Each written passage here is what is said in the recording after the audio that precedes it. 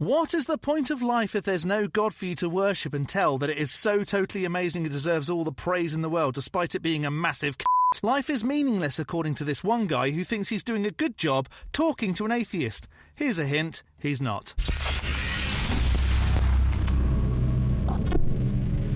Hello, I'm the Skeptic, the British floating circle that watches people make extraordinary claims, and then I explain why I don't accept what they're saying. This is a street conversation between a Christian and an atheist. The Christian's argument is essentially, without God, nothing means anything, so why does anything matter? Which is a very tired argument. If you need a God to tell you to not be a massive twant, then you're a massive twant. And the fact he thinks you need a God to tell you not to be a massive twant is all he has. So before finding out how many times this fella says you need a God in various ways, if this isn't your first Skeptic video, hit the like, the subscribe and the bell, and maybe the algorithm will need you. And a super thanks to a super thanks from a recent video from Mikael Lundgren.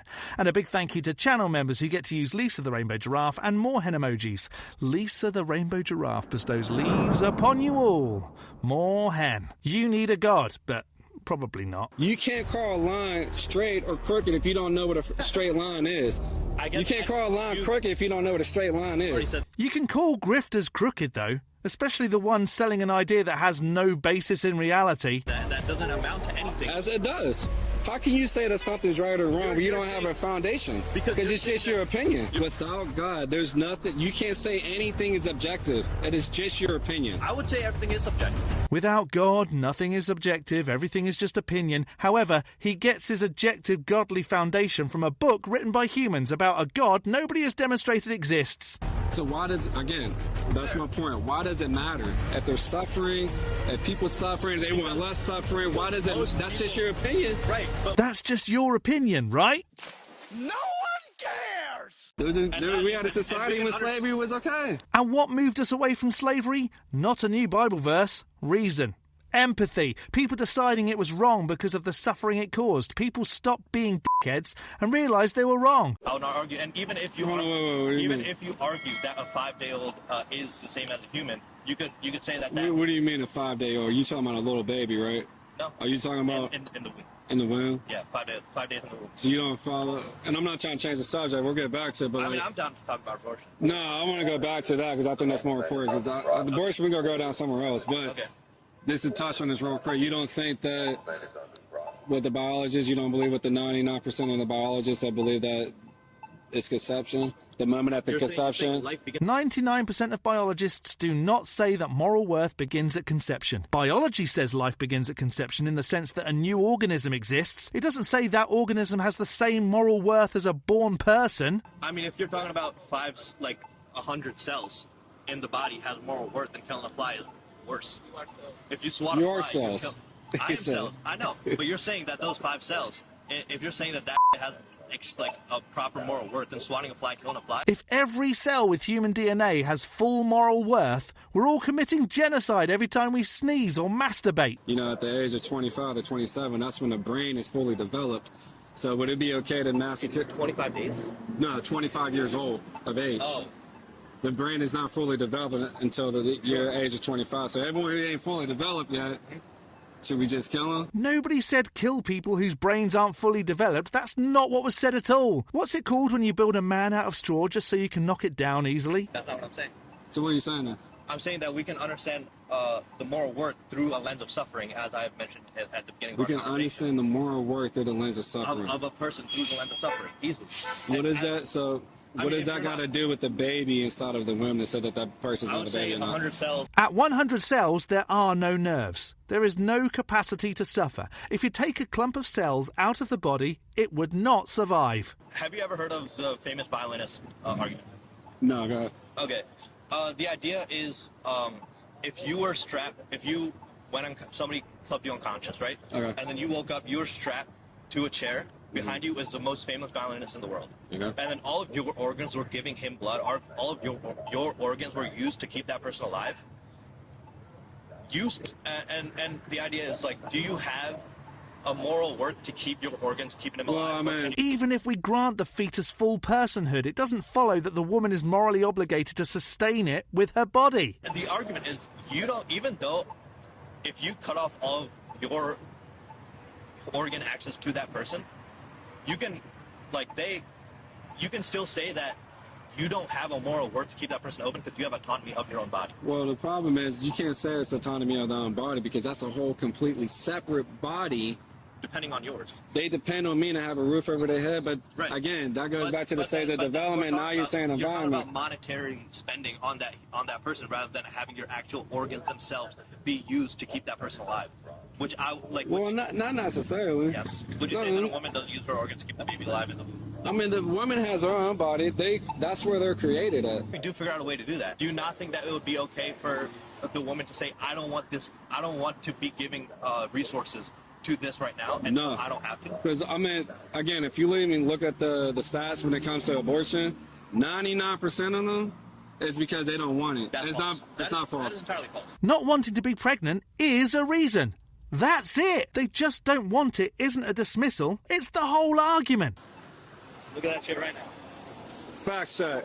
What percentage of abortions are necessary for the mother? Okay, I spelled that completely wrong. There you go. You can see. What percentage of abortions are necessary for the mother? Necessary for the mother? Yeah. It's less than 5%. Was that 95%?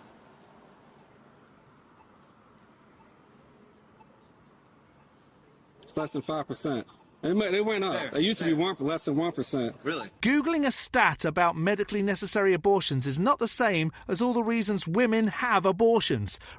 Financial circumstances, relationship breakdown, contraceptive failure, none of those show up as medically necessary, but they are all real. You know, I mean, even if that's the case, let me say this real quick. Let me say this real quick, brother.